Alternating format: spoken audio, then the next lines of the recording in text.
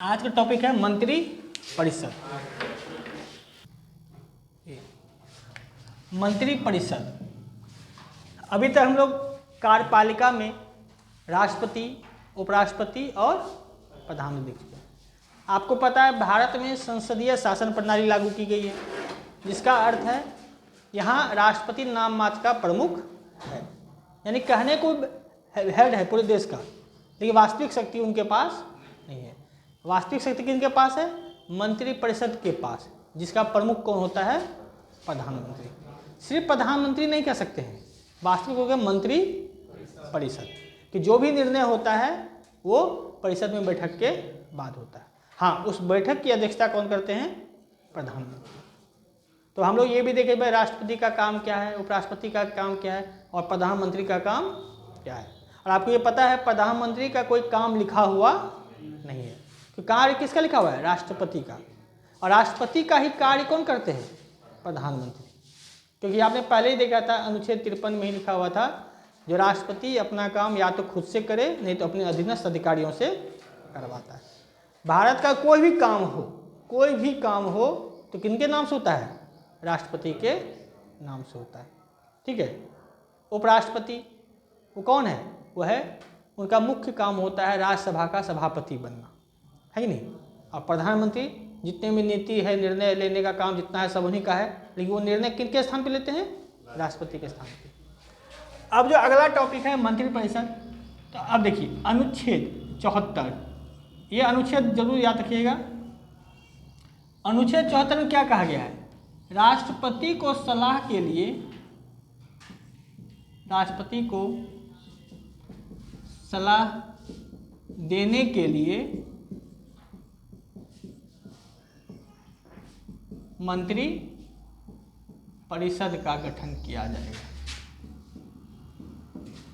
और देखिए राष्ट्रपति तो एक व्यक्ति है और इतना बड़ा देश चलाना है, तो क्या एक व्यक्ति देश चला सकता है?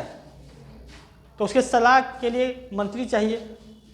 तो जो मंत्रियों का समूह होता है उसे क्या कहते हैं? मंत्री परिषद। ठीक है। अब जैसे मान चलिए भारत है इतना बड़ा देश, इसमें कई विभाग है, शिक्षा विभाग है, स्वास्थ्य विभाग है, सड़क विभाग है, विज्ञान प्रौद्योगिकी विभाग है, अंतरिक्ष विभाग है कि नहीं, कृषि विभाग है। तो सबको काम बांट दिया गया है।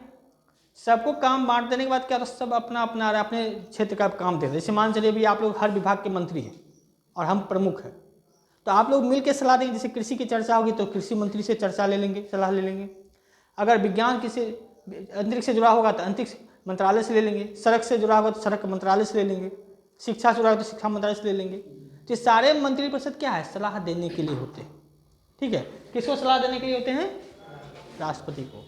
आप 75 एक भी देखे थे, जिसमें क्या था? प्रधानमंत्री और मुख्यमंत्रियों की नियुक्ति, प्रधानमंत्री और मंत्री परिषद की नियुक्ति कौन करते हैं?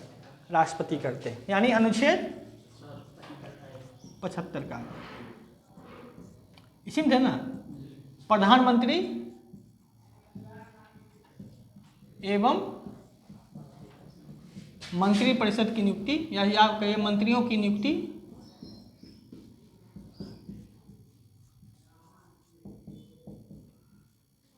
राष्ट्रपति के द्वारा की जाती है। किसके द्वारा की जाती है? की जाती है। और आप ये भी जानते हैं प्रधानमंत्री नियुक्ति तो राष्ट्रपति करते हैं, लेकिन मंत्रियों की नियुक्ति के लिए जो किससे सलाह लेना पड़ता है? प्रधानमंत्री से। तो सिंपल सी बात है, प्रधानमंत्री हो या मंत्री परिषद हो, वो किसके प्रसाद पे रहेगा? प्रसाद प्रयत करने मतलब उसकी कृपा पे रहता है। जो नियुक्त करते हैं वो जब चाहे तब उनको हटा सकते हैं, लेकिन ऐसा होता नहीं है। क्योंकि आपको पता है प्रधानमंत्री को या मंत्री परिषद को हटाने के लिए क्या करना पड़ता है? जब तक बहुमत हो तब तक उनको हटा नहीं सकते। ठीक है। लेकिन हाँ, अन्य मंत्रियों को हटा सकते हैं किसकी सलाह पे? प्रधानमंत्री की सलाह पे। कि अंत मंत्री, जैसे मान चलिए कृषि मंत्री का हट गया तो सरकार पे कोई असर नहीं पड़ेगा। अगर प्रधानमंत्री चाह रहे हैं जब ये कृषि मंत्री ना हो, कृषि मंत्री इनको बनाया जाए, तो प्रधानमंत्री की सलाह पे राष्ट्रपति उसको हटा करके दूसरे को बना सकते हैं। लेकिन जब प्रधानमंत्री को हटाया जाता है, प्रधानमंत्री इस्तीफा दे देते हैं या उनकी मृत्यु हो जाती है, तो पूरा सरकार ही खत्म हो जाता है। क्यों? कि उनके सलाह पे ही तो मंत्री बना है ना सब। तो जितने भी मंत्री परिषद है या प्रधानमंत्री है, ये किसके प्रसाद परिषद होता है? राष्ट्रपति के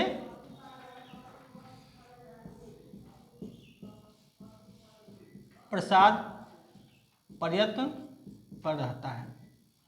इसका अर्थ होता है प्रसाद पर, मतलब जब तक राष्ट्रपति चाहे तब तक वो रहेगा, राष्ट्रपति चाहे तो उसको हटा सकता है, लेकिन ये ऐसे नहीं हटाएगा। किसकी सलाह पे हटाएंगे? प्रधानमंत्री की सलाह पे। ठीक है, तो आप 74 याद रखिएगा और 75 याद रखिएगा। हाँ, अब मंत्रिपरिषद में होता क्या क्या है, कौन कौन शामिल होता है? तो मंत्रिपरिषद में 4 प्रकार के मंत्री होते हैं। एक होता है कैबिनेट मंत्री, कैबिनेट मंत्री या इसको हम लोग मंत्रिमंडल भी कहते हैं। इसके बाद आता है राज्य मंत्री और इसके बाद आता है उप मंत्री और सबसे अंतर आता है राज्य मंत्री स्वतंत्र प्रभार। ऐसे समझिए, मंत्री परिषद में कई प्रकार के मंत्री होते हैं। सबसे बड़ा कौन होता है? कैबिनेट मंत्री। उसके नीचे कौन होता है? उसके नीचे कौन होता है? और ये थोड़ा अलग है। अब देखिए, जैसे अभी शिक्षा मंत्री, अगर कोई शिक्षा मंत्री है तो शिक्षा मंत्री ये क्या हो गया? शिक्षा विभाग का हेड हो गया, तो ये हो गया कैबिनेट मंत्री। इसके सलाह के लिए कुछ कई राज्य मंत्री होते हैं। चलिए, सर्व शिक्षा अभियान का हो गया, मिड डे मील का हो गया, इसका हो गया। तो कैबिनेट के अंदर कई प्रकार के छोटे छोटे मंत्री होते हैं, यानी कैबिनेट मंत्री को क्या कहते हैं? सहायता देने के लिए कई राज्य मंत्री होते हैं, और उसके नीचे उप मंत्री होते हैं। जैसे होता है ना मैनेजर, डिप्टी मैनेजर और जी। जब भी मान चलिए जिला पुलिस, जिला का सबसे हेड कौन गया? एसपी। उसके नीचे डीएसपी होता है, उसके नीचे दरोगा एसएचओ रहता है। सेम उसी तरह है, कैबिनेट मंत्री अपने विभाग का हेड होता है, चाहे स्वास्थ्य विभाग का हेड होगा, उसके सलाह के लिए कुछ राज्य मंत्री होते हैं, और उसके नीचे उप मंत्री, क्योंकि भाई उसको बहुत लंबा काम है, इतना बड़ा देश है, चलाने के लिए ज़्यादा आदमी की जरूरत पड़ेगी कि नहीं। तो कैबिनेट मंत्री के नीचे राज्य मंत्री, इसके नीचे उप मंत्री। जैसे मान चलिए वित्त मंत्री हो गए निर्मला सीतारमण, तो वित्त मंत्रालय में कई विभाग है, बजट विभाग है, आर्थिक मामले का विभाग है, फिर बैंकिंग विभाग है, इस सब का अपना अपना अलग राज्य मंत्री होगा। फिर उसके नीचे उसकी सहायता के लिए एक एक उप मंत्री होता है। ठीक है, तो ये सब क्या है कि सीक्वेंस में है।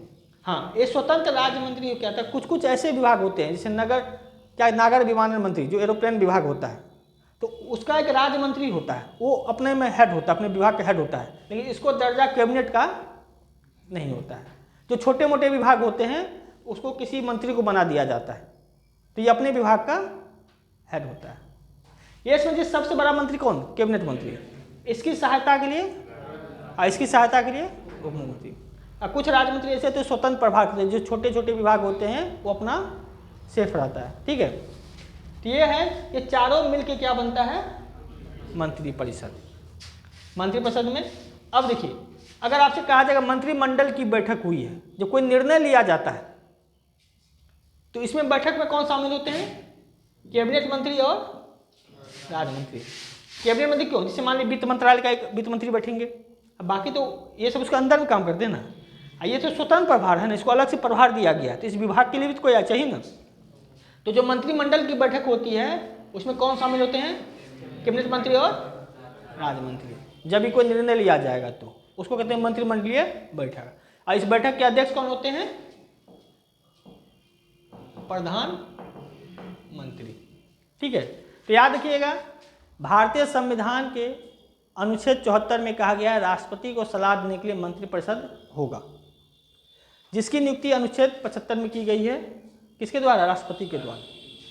और भारत में जो मंत्रिपरिषद है वो मंत्रिपरिषद में 4 तरह के मंत्री होते हैं: कैबिनेट मिनिस्टर, राज्य मंत्री, उप मंत्री और राज्य मंत्री स्वतंत्र प्रभार। ये अपने विभाग का हेड होता है, इसकी सलाह के लिए राज्य मंत्री और उप मंत्री होते हैं।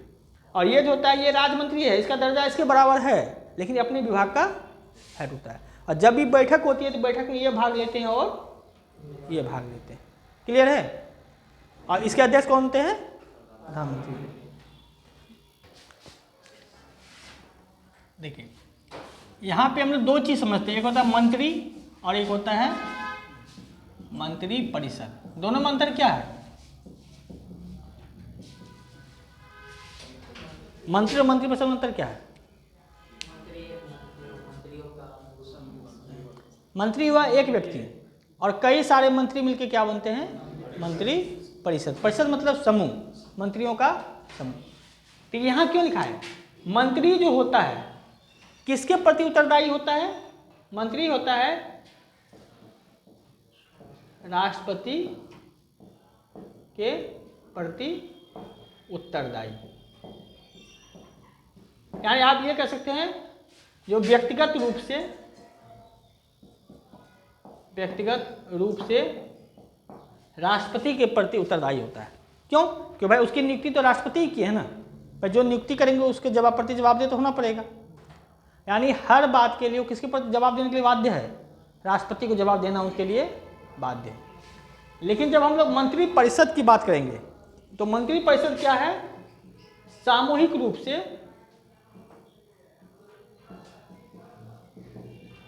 लोकसभा के प्रति उत्तरदायी है। किसके प्रति उत्तरदायित्व है?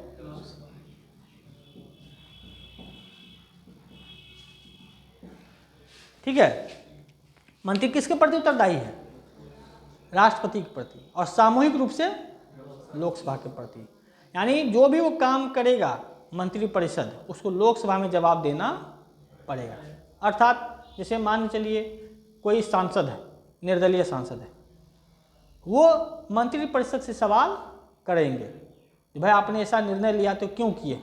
जैसे मान चलिए अभी हम लोग के सांसद है, जो भी सांसद है, अब वहाँ गए और भारत सरकार के मंत्री परिषद कोई कानून बना दिए। अभी तो कानून बना दिए हैं तो उनको ये बताना पड़ेगा लोकसभा में जो हम ये कानून बनाए हैं, या ये कानून पे चर्चा होगी। तो चर्चा होगी तो सवाल का जवाब किया जा सकता है। जब हमारा जो सांसद सवाल करेंगे इसका मतलब हम उनसे सवाल कर रहे हैं कि जाहिर सी बात है आपको चुन के भेजा गया है तो आपके निर्णय का जवाब तो देना पड़ेगा ना, है कि नहीं? जैसे मान लीजिए अभी आपको पिताजी यहाँ भेजे हैं तो वो आपसे जवाब मांग सकते कि नहीं? उत्तरदायी मतलब क्या है? अभी आप केवल अपने माँ और पिताजी के साथ, खासकर पिताजी के सामने आप जवाबदेह है, उत्तरदायी है। कहने का मतलब है अगर हमारे साथ मतलब आप गाँव गए, यहाँ पढ़ने आए, कोई गाँव का पड़ोसी आपसे पूछ दिया नौकरी काहे नहीं हो रहा है, काहे घूम रहे हो, तो आपके मूड में है जवाब दे कि नहीं दे, कोई कंपलसरी नहीं है। उसका जवाब नहीं भी दीजिएगा तो कोई फर्क पड़ने वाला नहीं है। लेकिन जो आपको पैसा दे रहे हैं आपके पिताजी, वो तो पूछेंगे ही ना भाई पढ़ाई करोगे नहीं कहीं, क्या उसको कर देंगे नहीं आप अपने काम से मतलब रखिए? ऐसा कर सकते हैं? ऐसा कहिएगा तो आपको पैसा देना बंद हो जाएगा। तो इसी उत्तरदायी मतलब क्या? जिसके प्रति जवाब आपको देना आवश्यक है। तो मंत्री की नियुक्ति राष्ट्रपति की है, इसलिए उनके प्रति उत्तरदायित्व तो रहना पड़ेगा। एक टोटल मंत्री परिषद जो है ये जनता के प्रति, तो जनता कहाँ प्रतिनिधि करता है? लोकसभा में। तो इसलिए मंत्री परिषद सामूहिक रूप से किसके प्रति जवाबदेह होता है? लोकसभा के प्रति। यहीं पे दोनों मिस्टेक करता है, लोग गलती करते, इसमें ध्यान नहीं रहता है। मंत्री पूछ रहा है कि मंत्री परिषद पूछ रहा है। हम बार बार फोकस करें, अगर मंत्री सिर्फ लिखा होगा तो राष्ट्रपति के प्रति, और मंत्री परिषद होगा तो लोकसभा के प्रति। अब सवाल आता है तो कितना मंत्री बनाया जा सकता है? अब जैसे मान के चलिए भारत में 543 सांसद हैं, ठीक है, और मंत्री तो राज्यसभा से भी बन सकता है। उधर कितना है? 245। 245 तो बिहार में है ना।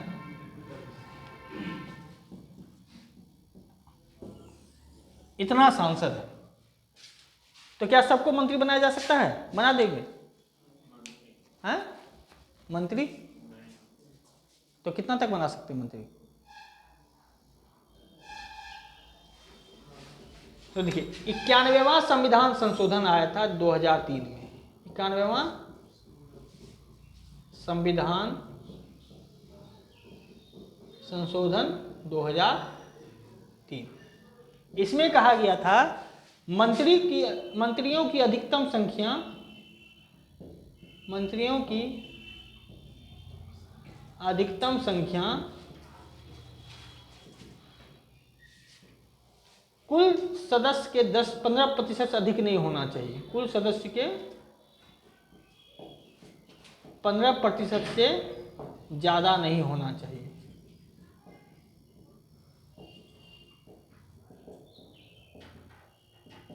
ठीक है, जितना भी सदस्य है उससे ज़्यादा नहीं होना चाहिए। तो जैसे हम लोग लोकसभा 545 है तो 75 से मैक्सिमम ज़्यादा हम लोग बना सकते हैं। तो यानी 91 संविधान संशोधन में कहा गया है जो अगर मंत्री की नियुक्ति होगी तो कितना 15% से ज़्यादा नहीं होगा, जो टोटल सीट है उसका मैक्सिमम 15%।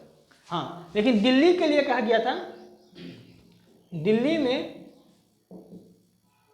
मंत्रियों की संख्या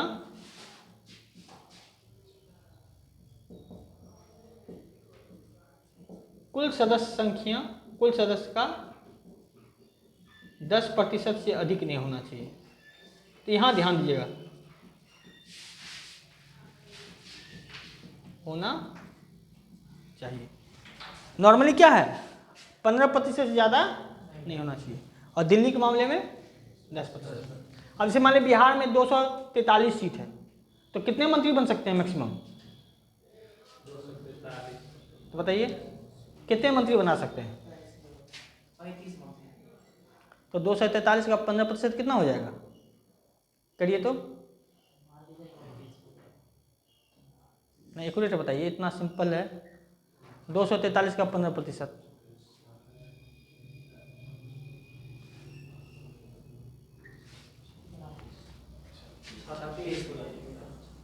तो अधिकतम 36 मंत्री बनाया जा सकता है। उससे कम बना सकते हैं, उससे ज़्यादा नहीं बना सकते।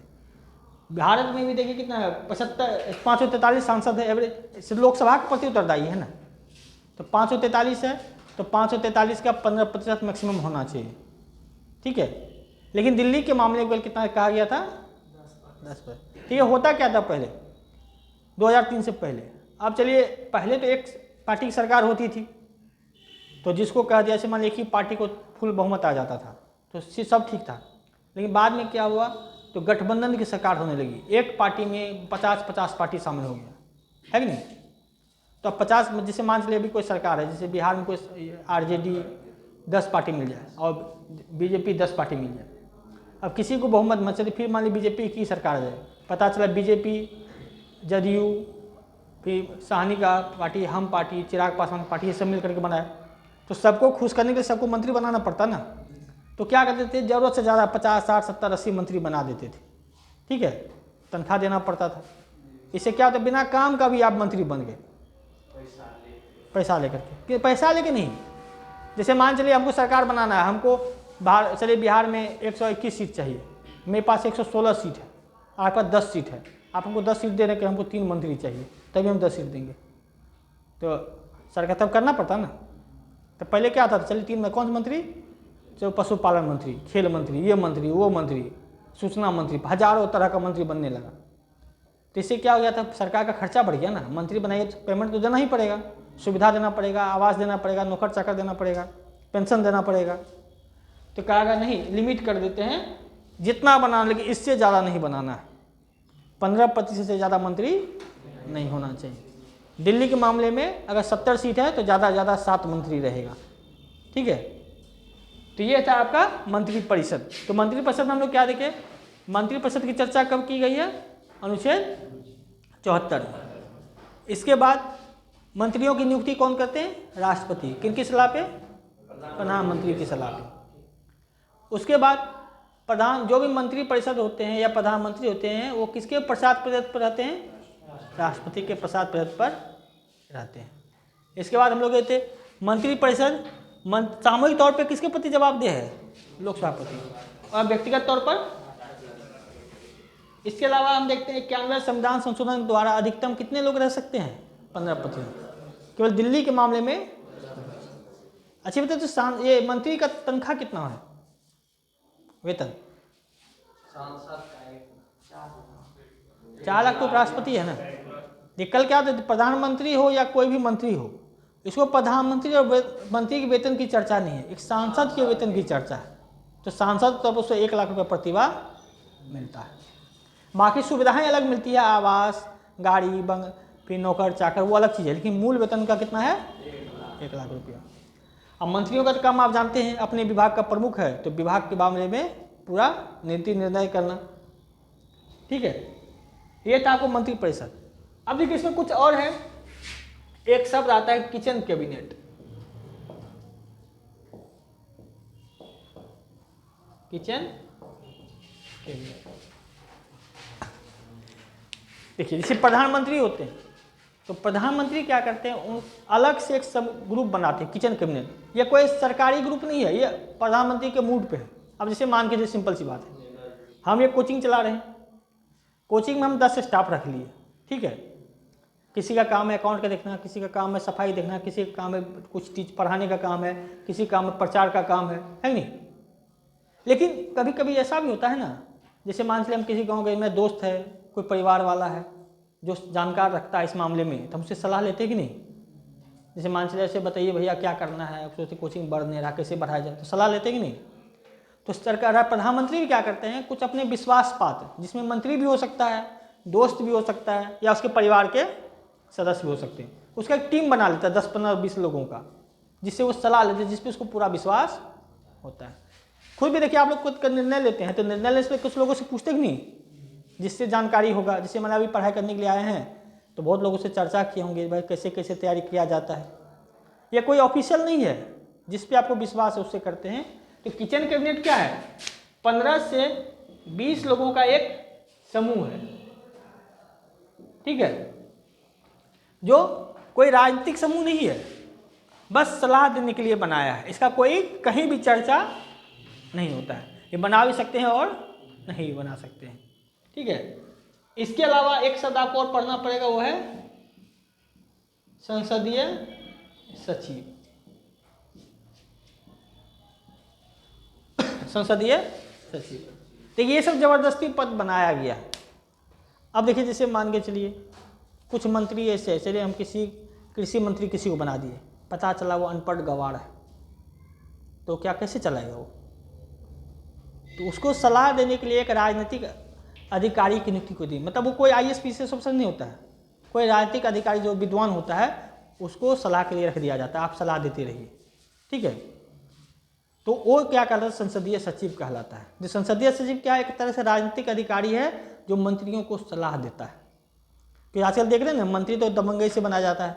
मंत्री बनने के लिए कोई नॉलेज की जरूरत है ना, एक्सपर्ट होने की जरूरत है, बस क्या है आपके पास 2-3 चीज़ होना चाहिए, आपकी पहचान होनी चाहिए, दबंग होना चाहिए, पैसा होनी चाहिए। भले आप आज तो नाम लिखना आए कि ना आए उससे कोई फर्क पड़ता नहीं है। अब पता चला कोई ऐसा व्यक्ति है जिसको नाम लिखने नहीं आता है, और है वो कौन सा, स्वास्थ्य मंत्री, शिक्षा मंत्री, अब वो देश कैसे चलाएगा। तो उसको चलाने के लिए IAS अफसर तो है ही, साथ में राजनीतिक पार्टी अपना एक अधिकारी भी उसको सलाह के लिए नियुक्त करते हैं, जिसे कहते हैं संसदीय सचिव, ठीक है। तो मंत्रिपरिषद है, उसके सलाह के लिए संसदीय सचिव की नियुक्ति होती है। ये राजनीतिक अधिकारी है, कोई IAS PCS अफसर नहीं है। सरकार की तरफ से ही जो नेता वेता उसको जो विद्वान नेता उसको चुन लिया जाता है। जैसे मान लीजिए 2 तरह के, एक नेता है दबंग नेता, एक है विद्वान नेता है। सरकार तो दबंग ही का बनेगा ना, विद्वान उसको सलाह देंगे, है कि नहीं। ये चीज़ संसदीय सचिव। किचन कैबिनेट क्या है, प्रधानमंत्री अपने विश्वास पात्र, जिसपे उसको पूरा भरोसा होता है, ऐसे 20-15-20 लोगों का एक ग्रुप बनाता है जो उसको समय समय पे सलाह मांगते हैं। और उसका कोई संवैधानिक रूप नहीं है, बना भी सकते हैं और नहीं बना सकते। हम अपने दोस्त से, रिश्तेदार से सवाल पूछ भी सकते हैं, नहीं भी पूछ सकते हैं, वो मेरे मूड पे है ना। तो ये आपका हो गया मंत्री परिषद, जिसमें किचन कैबिनेट और संसदीय सचिव भी शामिल है। अटॉर्नी जनरल ऑफ इंडिया, यानी केंद्र की कार्यपालिका का ये आखिरी व्यक्ति, क्योंकि हम लोग राष्ट्रपति देख चुके हैं, उपराष्ट्रपति देख चुके हैं, प्रधानमंत्री देख चुके हैं, मंत्रिपरिषद देख चुके हैं, और ये केंद्र की कार्यपालिका का आखिरी व्यक्ति महान्यायवादी। पहले देख लेते इसकी चर्चा कहाँ की गई है। इसकी चर्चा क्या है, अनुच्छेद 76। इसमें कहा गया है सरकार को कानूनी सलाह के लिए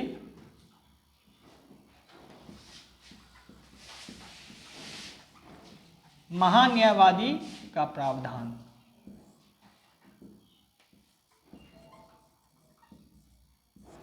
तो महान्यायवादी की चर्चा किसमें की गई है, अनुच्छेद 76। ये कहा गया भाई सरकार है उसको कानूनी सलाह चाहिए कि भाई जानते हुए सरकार में उसका कितने लोग पढ़े लिखे लोग रहते हैं, उसके लिए कोई एक्सपर्ट भी तो चाहिए। तो उसके लिए जो होता है एक पद बनाया गया है महान्यायवादी, यानी अटॉर्नी जनरल ऑफ इंडिया। अब देखिए इसकी नियुक्ति कौन करते हैं? राष्ट्रपति के द्वारा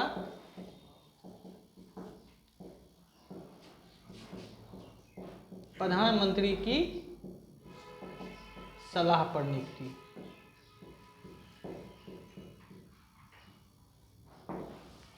अटॉर्नी जनरल की नियुक्ति कौन करते हैं? राष्ट्रपति। किसकी सलाह पे? प्रधानमंत्री की सलाह पे। ठीक है, यहां तक क्लियर है, सिंपल। अब इसका कार्य देखिए क्या है। इनका जो कार्य है 3 भागों में बांट देते हैं कार्य को। एक पहला, सरकार को कानून संबंधी सलाह देना, सरकार को कानून संबंधी सलाह देना। अब देखिए, जैसे अब भारत सरकार कोई कानून बना रही है, तो भाई ये भी तो ध्यान रखना पड़ेगा, ये कानून जो है क्या संविधान का उल्लंघन भी करता है? तो ऐसा नहीं कानून बना दिया, पता चला मूल अधिकार नष्ट हो रहा है कि नहीं?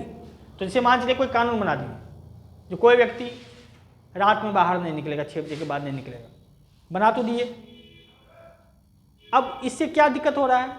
जो व्यक्ति रात में काम कर रहा है, अब वो कैसे जाएगा बाहर? काम करने का अधिकार तो आपका मूल अधिकार है, तो मूल अधिकार टूट रहा है कि नहीं आपका? तो ये सब क्या है? ऐसी स्थिति में ये महान्यायवादी उसके पास है, वो चेक करते हैं भाई आपका कानून जो आप बना रहे हैं वो कानून कहीं गड़बड़ तो नहीं हो जा रहा है, संविधान का उल्लंघन तो नहीं हो रहा है। तो एक सलाह चाहिए कि नहीं? भाई ये लोग तो इतने पढ़े लिखे होते नहीं है, तो उनके सलाह के लिए कौन होता है? एक महान्यायवादी होता है। सरकार को क्या सलाह देते? कानून संबंधी सलाह देते हैं। अब देखिए अगला बात, अभी जैसे NH जा रहा है, NH किसका है? भारत सरकार का है। NH जा रहा है, NH जाते समय आपके ज़मीन को, आपके घर को तोड़ दिया बिना किसी सूचना के, और आप हर कागज़ के मैटर में, जिससे मान लीजिए आपका ज़मीन भी आपका, मतलब कागजी रूप पे आप पूरी तरह से सक्षम है जो आपके साथ गलत हुआ है, तो आप किसके खिलाफ केस करेंगे? उस विभाग के खिलाफ करेंगे। तो विभाग तो सरकार का है ना, तो सरकार के खिलाफ, भारत सरकार के खिलाफ आप केस कर दिए। अब केस होगा तो भारत सरकार की तरफ से कोई वकील चाहिए लड़ने के लिए कानून, तो कौन लड़ेगा? महान्यायवादी। यानी एक तरह से ये सरकार का वकील भी है। ये अगर भारत सरकार पे कोई उंगली उठाता है, कोई केस होता है, तो केस से ही लड़ते हैं किसी भी अदालत में, चाहे वो सुप्रीम कोर्ट हो, हाई कोर्ट हो या जिला कोर्ट हो, यही लड़ेंगे। ठीक है, यानी सरकार की तरफ से किसी भी क्या न्यायालय में बहस कर सकते हैं।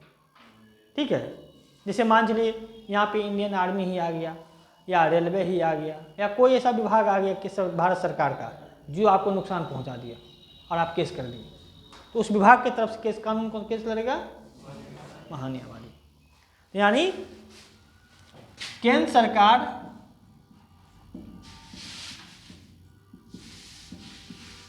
की तरफ से किसी भी न्यायालय में, देखिए किसी भी न्यायालय लिख रहे हैं, चाहे वो हाई कोर्ट हो, सुप्रीम कोर्ट हो या जिला न्यायालय, किसी भी न्यायालय में बहस कर सकते हैं। ठीक है, भाई सरकार का भी एक वकील होना चाहिए ना, लोग तो केस करते रहता है। जैसे आपने अभी BPSC पे केस कर दिया कोई लड़का लोग, तो वहाँ बिहार का महाधिवक्ता होगा, वो केस लड़ेगा। आप IAS UPSC पे केस कर देंगे, जैसे मान लीजिए SSC GD का एग्जाम हुआ और चाहे रेलवे का एग्जाम हुआ, पता चला उसमें भ्रष्टाचार हो गया, आप बहुत किए, पता चला आपको नंबर 0 दे दिया, तो आप केस करेंगे। तो भाई आप भारत सरकार पे केस कर रहे हैं, इसका मतलब तो उसके तरफ से केस कौन लड़ेगा? महान्यायवादी लड़ेंगे। ठीक है, कहीं भी जहाँ भी कीजिएगा वहाँ जाकर बहस करेंगे। हाँ, तीसरा ये जो सबसे इम्पोर्टेंट एग्जाम पर्पज से, खासकर BPSC और उससे ऊपर लेवल में पूछा जाता है, ये जो महान्यायवादी होता है वो लोकसभा,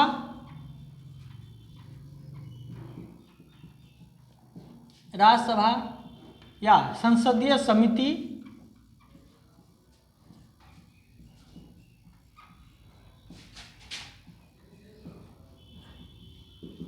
की बैठक में भाग ले सकता है बहस कर सकता है लेकिन मतदान नहीं कर सकता। ये सबसे इंपॉर्टेंट पॉइंट है इसके महान्यायवादी में, जो आपको याद रखना है। जैसे मान लीजिए लोकसभा की बैठक चल रही है, ठीक है, तो उस बैठक में वो भी शामिल होते हैं, लोकसभा में वो भी बैठते हैं, उसके लिए भी एक कुर्सी होती है। वैसे लोकसभा में कौन बोलते हैं? लोकसभा सदस्य बोलेंगे, कोई अधिकारी नहीं बोलता है, लेकिन ये बोल सकते हैं, अपना पक्ष रख सकते हैं, ठीक है। जैसे मान के चलिए ये लोकसभा है, लोकसभा में कृषि पे आज बहस हो रहा है, तो समानता तो सांसद ही बहस करते हैं, कोई IAS अधिकारी और बहस नहीं करते हैं। जैसे मान के चलिए अगर कोई कृषि मंत्री से कोई सवाल कर दिया और कृषि मंत्री जवाब नहीं दे पाते हैं, तो भाई जानते हैं वो पढ़े लिखे उतना होते नहीं है, तो जवाब कैसे देंगे वो? चलिए जैसे सिंपल फीस समझाते हैं। 1 फरवरी को बजट पेश हुआ, उस दिन कोई चर्चा नहीं होती है। बजट पेश होने के बाद सारे मंत्रियों को, सारे सांसदों को वो बजट का प्रति दे दिया जाता है, ताकि आप जाइए, 2 दिन छुट्टी है, 2 दिन में पढ़िए, तब आकर के जो आपको डाउट है, क्योंकि पढ़ते समय तो अगर कोई क्वेश्चन पूछ देगा तो डिस्कशन में दिक्कत हो जाएगा ना, समय लग जाएगा ना। उस दिन 1 फरवरी को कोई चर्चा नहीं, 1 फरवरी को चुपचाप आप सुनिए, और सबके हाथ में वो किताब है, बजट है, आप देखते रहिए। 2 दिन छुट्टी है और सोचिए समझिए, और फिर 3 या 4 तारीख से आइए, तो उसमें आपको सूचना दे दिया जाता है, भाई देखिए आज जो है यानी 5 फरवरी को कृषि संबंधित सवाल पूछे जाएंगे, जिन जिनको समस्या है सवाल करते हैं। तो उस दिन कृषि मंत्री तैयार होकर आते हैं, हमको जवाब देना है। अब कृषि मंत्री वहाँ खड़े रहते हैं, आप चलिए भाई जब भी सवाल किया जाए तो विपक्षी पार्टी कहता है ना, सामने वाला पार्टी तो खुद समर्थन कर देगा। तो अब मान लीजिए विपक्षी पार्टी या कोई आम सदस्य उस पर चर्चा करता है, जो सर आप ये जो कानून बनाए हैं, ये बना रहे, ये योजना बना रहे हैं, इससे क्या फ़ायदा होगा? तो सवाल करते हैं, जवाब कौन देते हैं? कृषि मंत्री। लेकिन कभी कभी कृषि मंत्री जवाब नहीं दे पाया, ऐसा कृषि मंत्री है जो अंगूठा छाप हो, मुझे पूछ दिया जाए कि सर आप जो कानून खाद पे बना रहे हैं, तो खाद में से कौन सी मिट्टी में कमी है, कौन सी खाद की कमी है, किस पोषक तत्व की कमी है, वो जवाब दे पाएगा? तो फिर क्या होगा, कैसे जवाब देगा वो, बताइए?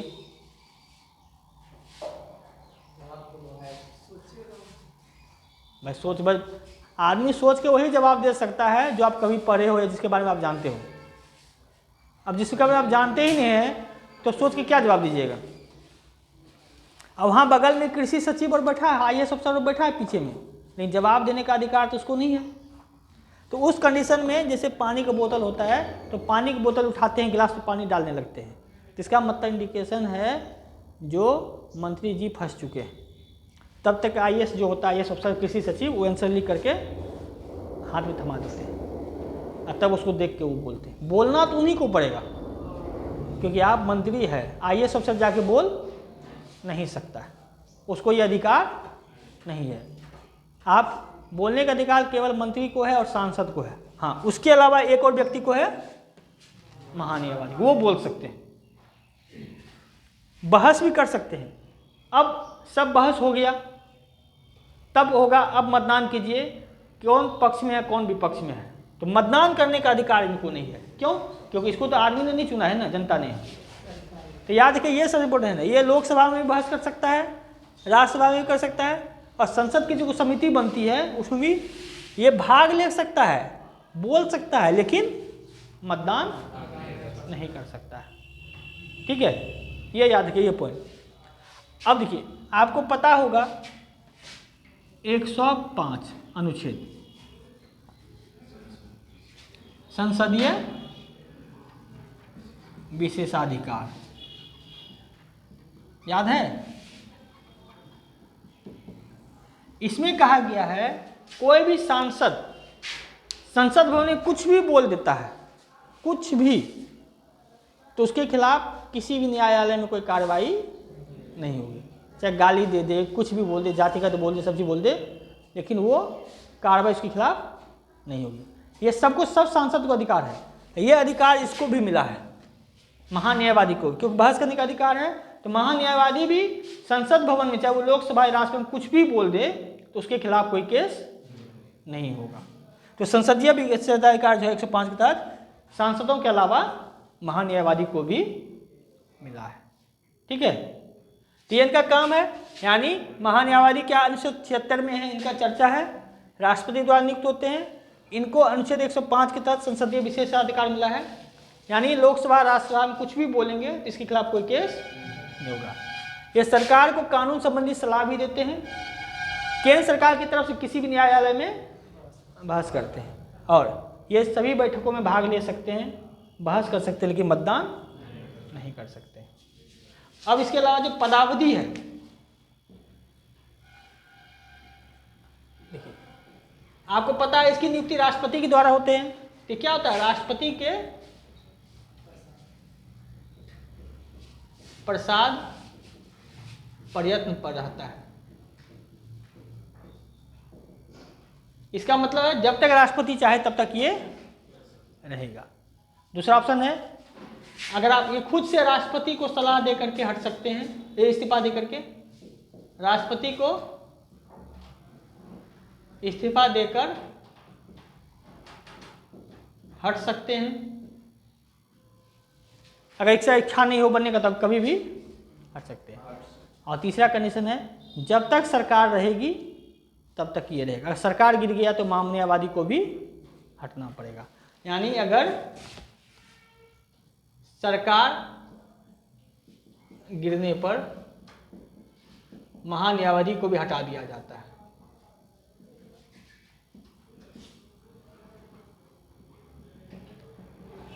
जैसे अभी कोई महान्यायवादी होगा, जैसे ही मान चलिए नरेंद्र मोदी इस्तीफा दे दिए, मंत्री पद से इस्तीफा दे दिए, तो महान्यायवादी को भी हटना पड़ेगा, क्योंकि भाई वो तो उसी का व्यक्ति है ना। तो इतना चाहिए आपको महान्यायवादी में याद रखना।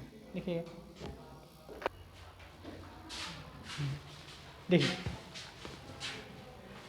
केंद्र की कार्यपालिका कहां से कहां तक थी, भाग 5 में थी, और राज्य की जो कार्यपालिका है वो किसमें है, भाग 6 नहीं 6 में। भाग 6 में अनुच्छेद 153 से लेकर के 167 तक। देखिए अनुच्छेद याद करना कोई बड़ी बात नहीं है, अनुच्छेद आराम से धीरे धीरे आपको याद हो जाएगा। आप एक साथ याद करने की कोशिश नहीं कीजिएगा। देखिए हम लोग लुसेंट जब भी पढ़ते हैं तो हम लोग क्या करते हैं, एक लाइन से याद करना शुरू कर देते हैं, तो एक ही दिन में 100-150 हो जाता है। जब भी अनुच्छेद याद करना हो तो टुकड़ों में बांटिए, पहले मूल अधिकार का, नागरिकता का, ठीक है, उसके बाद मूल कर्तव्य का, फिर डीपीएसपी का, उसके बाद केंद्र की कार्यपालिका का, है कि नहीं। केंद्र की पालिका 52 से शुरू कीजिए, राष्ट्रपति से 52, 53, 54, 55 उनसे संबंधित हो जाएगा। फिर उसके बाद 74 मंत्रिपरिषद हो जाएगा, 75 ये हो जाएगा, 63 में राष्ट्रपति हो जाएंगे, उपराष्ट्रपति हो जाएंगे, है कि नहीं। तो सब आपको धीरे धीरे याद हो जाएगा। नहीं आप सोचें एक साथ सब पढ़ लेंगे, एक से शुरू करेंगे और 395 तक चले जाएंगे, तब तो इस जन्म में याद होने वाला नहीं, आपको टुकड़ों में याद रखना पड़ेगा। तो यहाँ भी क्या है, राज्य की कार्यपालिका भाग 6 अनुच्छेद 153 से 167 तक। और आपको पता है केंद्र की तरह राज्य में क्या अपनाया गया है, संसदीय शासन प्रणाली, शासन प्रणाली।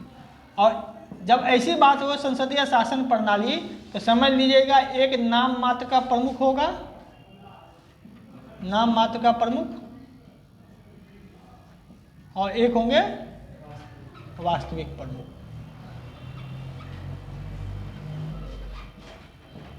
तो देखिए केंद्र में नाम मात्र का प्रमुख कौन होता था, राष्ट्रपति। तो राज्य में कौन होंगे, राज्यपाल। और वास्तविक प्रमुख कौन होता है, मुख्यमंत्री। वहां कौन होते थे, प्रधानमंत्री। सेम टू सेम, जो काम वैसा है ऐसा ही, बस नाम बदल गया है, ठीक है।